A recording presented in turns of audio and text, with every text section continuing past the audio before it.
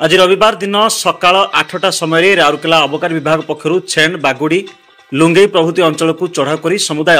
4760 KG Mahuli पोच और 181 litre Randha Mahuli मद मारमत कर जबत कर संक्रांत में 3 गोटी पृथक पृथक अबकारी मकदमा रुजु कर 3 गोटी केस मध्य 2 गोटी